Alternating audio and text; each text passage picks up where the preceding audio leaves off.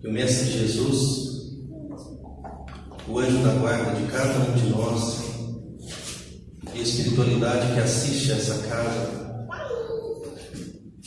possa nos ofertar mais uma vez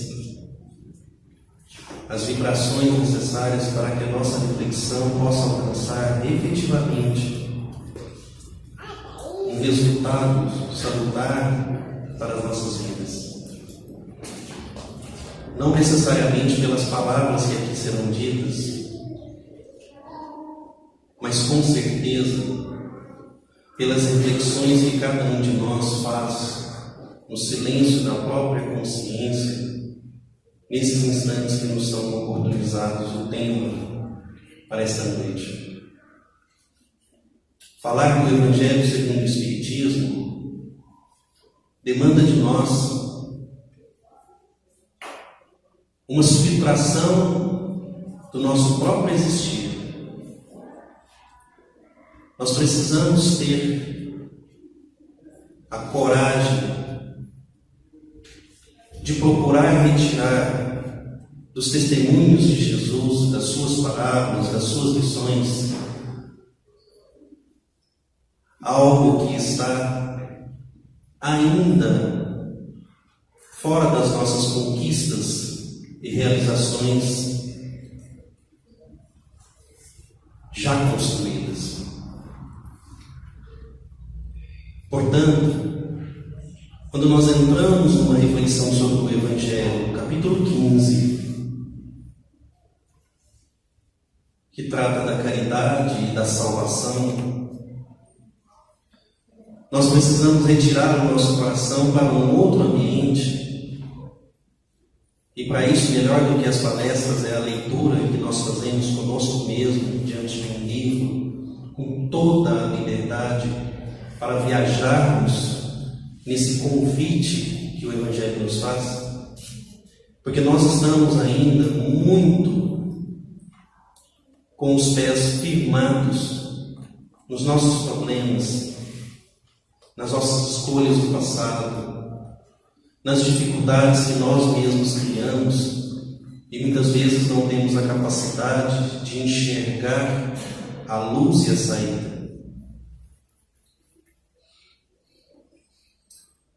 Quando nós dizemos no convite de Jesus, através do Evangelho segundo o Espiritismo, que fora da caridade não há salvação, nós precisamos mais uma vez, e primeiro de tudo, buscar compreender o que significa salvação, segundo a perspectiva da doutrina que nós abraçamos. Nos itens 1 a 2 que iniciam o capítulo, há ali uma passagem do Evangelho de Mateus, em que um doutor da lei, escutando as lições de Jesus, e pergunta: de que é preciso o homem para ser salvo? Considerada a circunstância em que nós existimos ainda, muito afogados, atribulados com os nossos problemas, com as nossas questões muito pessoais, nós queremos ser salvos. Nós gostaríamos que, como na passagem de Pedro perante Jesus, tentando caminhar sobre as águas, e num descuido da sua vibração pelo pensamento, comece então a afundar e pede a Jesus que lhe segure. Nós gostaríamos muito que a proposta de Jesus fosse: faça isso ou aquilo, e então eu lhe salvarei e lhe levarei até os céus. Estudar a caridade segundo essa perspectiva de que nós iremos cumprir alguma tarefa, para então nos enquadrarmos num critério, para então alguém nos resgatar da infelicidade, da tribulação, do desequilíbrio em que ainda encontramos como criaturas espirituais, é um erro.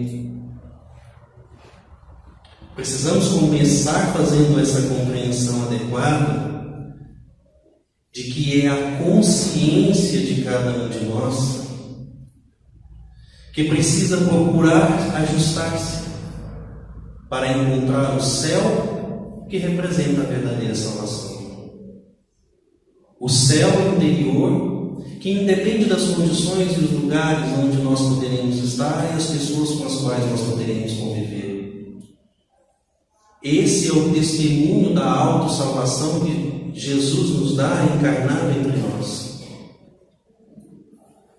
convidando-nos a realizar um caminho que não é desta ou daquela regra, mas que é do encontro conosco mesmo.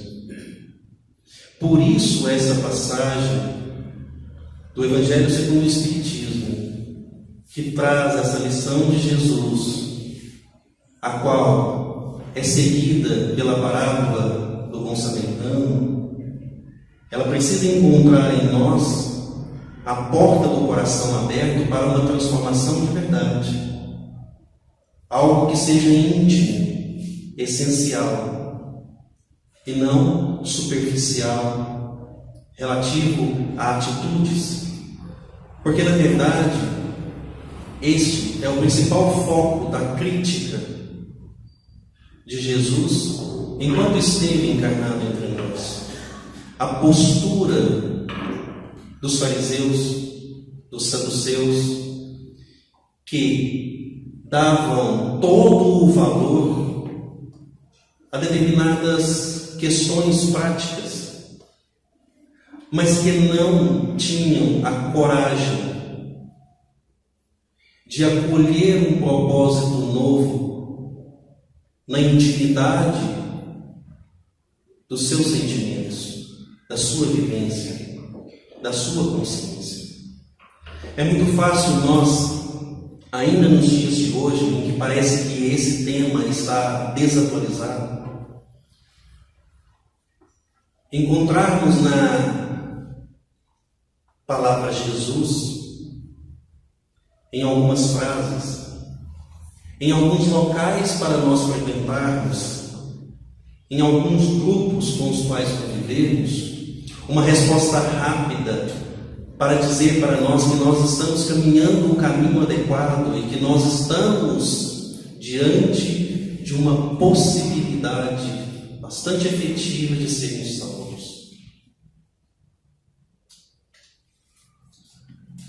Quando, olhando para nós mesmos, ainda que diante dos aplausos ou até mesmo das severas críticas daqueles que estão à nossa volta, nós sabemos que a realidade interior ela é única,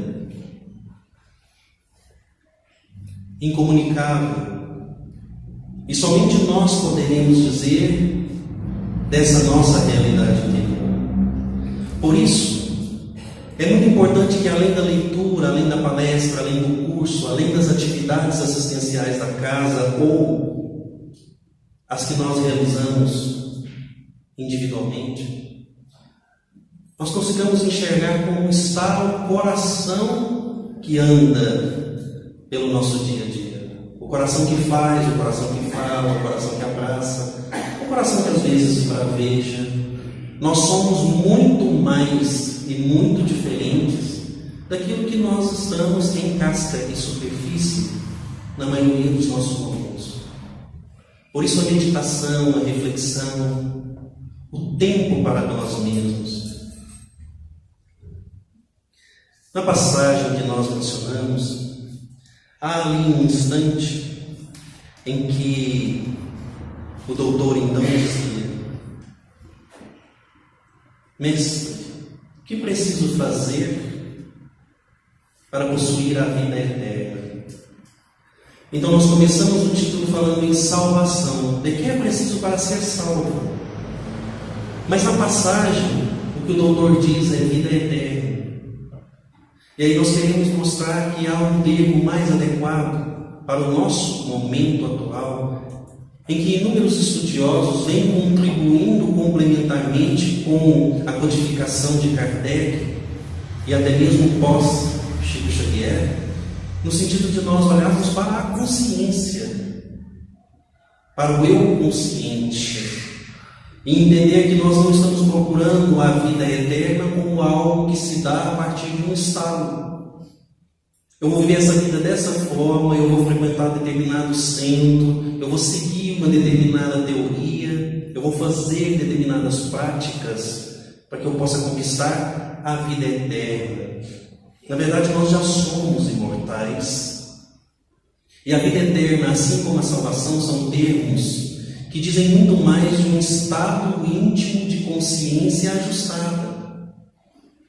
Estamos em desequilíbrio e não nos sentimos eternizados pela fraqueza dos nossos erros e dos nossos passos. Viver a vida eterna é estar pleno, harmônico, equilibrado. Olhando dessa forma, nós deixamos a superfície de determinadas atitudes a fazer ou não, que nos trazem muitas dificuldades, nos trazem problemas que estamos vivendo coletivamente, tais quais as doenças da mente, a depressão, a loucura, por querermos enquadrar nesse ou naquele sistema e não nos encontrarmos verdadeiramente ajustados nessas possibilidades. É nós, em cada momento, buscarmos o que nos equilibra, buscarmos corresponder à nossa consciência. E a sequência da passagem, ela nos reforça esse estado de construção e transformação, no sentido de buscar a salvação, ou a plenitude, ou a vida eterna, ou a felicidade, ou a perfeição, a depender do momento e da leitura que nós estivermos fazendo. Jesus devolve uma pergunta àquele doutor da lei. Que é que está escrito na lei? E complementa. Que é que lês nela? Essa segunda frase de Jesus é muito interessante porque ele reforça que mais importante do que o que está escrito é o que nós lemos daquilo que nós lemos. Daquilo que nós já podemos ter contato através da doutrina espírita, de outras doutrinas, das nossas vivências, da educação que recebemos em nosso lar e das diversas vidas que já vivenciamos, o que nós tiramos disso, o que nós lemos dessa história, o que faz sentido verdadeiramente para nós, o eu imortal. E aquele homem ainda muito focado na superfície, repetiu algo que seria muito interessante de se repetir para receber a concordância de Jesus. Amarás o Senhor, seu Deus, sobre todas as coisas e o próximo como a si mesmo. E Jesus, então, simplesmente reconhece que se ele leu isso de verdade no que estava escrito, então ótimo, disseste bem, vai e faz isso, e terás a vida eterna. O problema é que nós não queremos fazer aquilo que nós já lemos do propósito e convite de Jesus. E aí, como aquele doutor, nós precisamos de mais perguntas, nós queremos mais informação. Mas não é para que nós façamos mais, para que nossa convicção se reforce, mas para que nós procuremos nos esquivar em alguma dúvida, em algum conceito questionável, em alguma questão de atrito que tira o foco do que verdadeiramente há de se fazer, que é muito simples, para nós entrarmos nas discussões que eram típicas dos fariseus, e às vezes nós ainda perdemos muito tempo com certas discussões, com certos estudos, com certos temas, com certas palavras, significados, porque é difícil para nós quando Jesus diz: faz isso que você já sabe. É como se nós disséssemos, trocando em miúdo, muito simples. Não inventa moda, faz aquilo que o seu coração pede. A semente está plantada, cultiva. Não procura outras.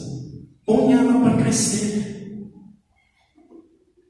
Mas o doutor precisava fugir do foco e da essência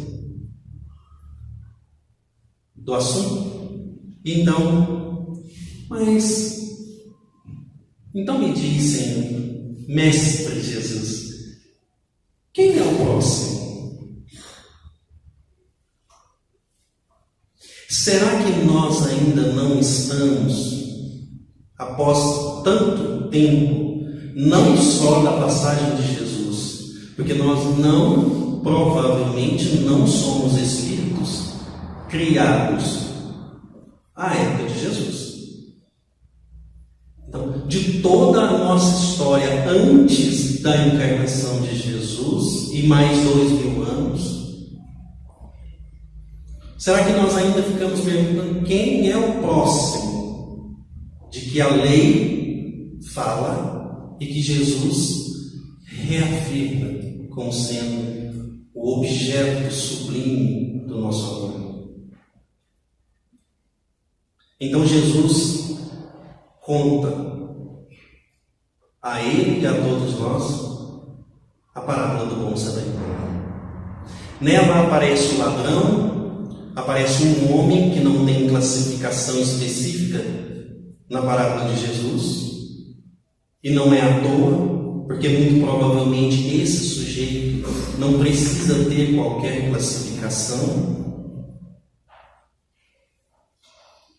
Aparece o sacerdote, aparece o levita, ambos assistem à dor e à tragédia daquele homem, até que então o samaritano, que a grosso modo costumamos classificar como gentios, homens que não conheciam a lei, homens que não conheciam o Deus de Judá, mas que eram homens que viviam a sua fé, e que por questões pequenas e acessórias, superficiais, tinham a sua rixa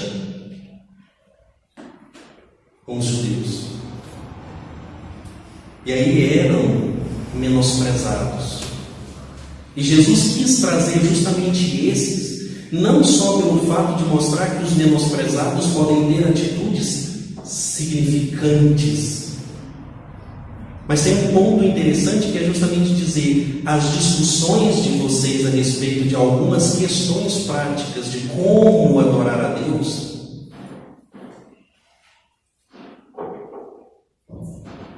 são sem importância, quando o que se precisa é que se tenha uma atitude simples e categórica de corresponder o seu convite interior para o bem, o exercício do amor. E então o samaritano dá todo o apoio, todo o suporte de que precisa aquele homem, e aí Jesus devolve mais uma pergunta dizendo: quem então você acha que foi o próximo daquele homem? Não há dúvidas de que foi o samaritano. E aí nós nos perguntamos: qual a diferença entre o sacerdote, o levita, o samaritano e nós mesmos? Não há diferença classificativa, não há diferença por circunstâncias, não há diferenças pela origem, pela cor, pelo credo, pelo lugar de onde veio, se é homem, se é mulher, se é criança, se é adulto. A única diferença ali, naquele momento, é que ele escolheu dizer que aquele homem seria o seu próximo. E nós não iremos aqui estender a questão especificamente a respeito do próximo, mas queremos enfatizar o aspecto do deixar de lado as questões que são menos importantes. Deixar de lado aquilo que retira a beleza do convite de Jesus. Mas vamos amar o próximo, mas Senhor, levanta a mão, espera, pede a parte na discussão, em assembleia, chama mais alguém, vamos fazer uma reunião, faça a ata, e aí eu vou fazer a pergunta e vamos ver o que responde Jesus. Mas Jesus, quem é o próximo?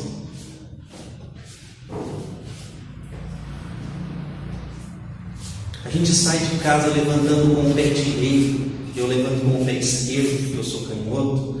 Então, a gente sai de casa com o pé direito ou esquerdo, com a maior da boa vontade, de repente a gente abre a porta, vê uma pessoa na rua, o coração pede para socorrer e a gente põe uma pergunta no meio. Será que essa agora? Será que é essa a pessoa? Será que vai fazer bem? Será que esse aí é o próximo da leitura que eu fiz no culto no lar? Será que é? E aí nós arrefecemos, nós esfriamos o calor do propósito que nasce de nós com vigor e força, nós esfriamos para chegar no final do dia e dizer: hoje não apareceu nenhuma oportunidade boa de fazer caridade.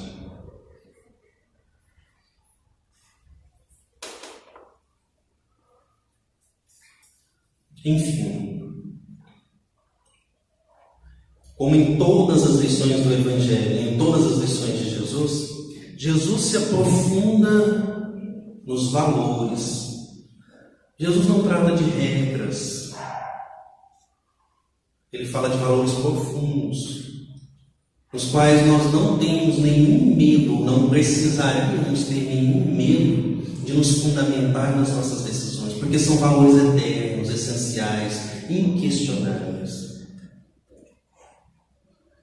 É o amor, é a justiça, é o exercício da livre consciência. Porque nós nos permitimos não agir com liberdade perante a nossa consciência. Nós nos travamos, nós colocamos obstáculos, nós não permitimos que ela faça o seu trabalho de deixar expressar através das nossas atitudes o que vem de dentro, que é o puramente divino em nós. Jesus busca o comprometimento da consciência. Ele não delega a outros.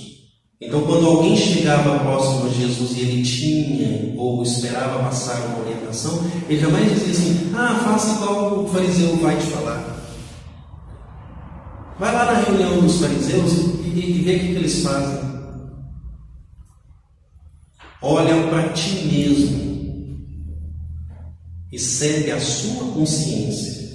Age conforme faz o compromisso, se comprometa com a sua própria consciência e não se perca em informações demais, questionamentos demais, divagações que muitas das vezes não só chegam até nós, mas são criadas por nós como uma forma de retardar, de criar obstáculo àquilo que nós já sabemos desde há muito tempo, que é o que vale a pena para a nossa construção da verdadeira felicidade. Portanto, entre tantas questões que nós podemos tratar, falar, discutir, aprender e estudar, o capítulo 15, a lição, segundo a nossa perspectiva, que nós escolhemos para trazer esta noite, se resume em focarmos na essência, naquilo que é certo e seguro, como baliza, orientação, norte para a construção da nossa felicidade. Fora da caridade, não encontraremos a salvação, não encontraremos a justiça, a plenitude e a livre consciência, que a gente costuma dizer de consciência tranquila. Jesus nos ampare nesse propósito, dando-nos força e permitindo que o anjo da guarda, os Espíritos que nos acompanham a cada momento, nos dê essa força e a coragem, porque o restante é conosco mesmo. Que assim seja.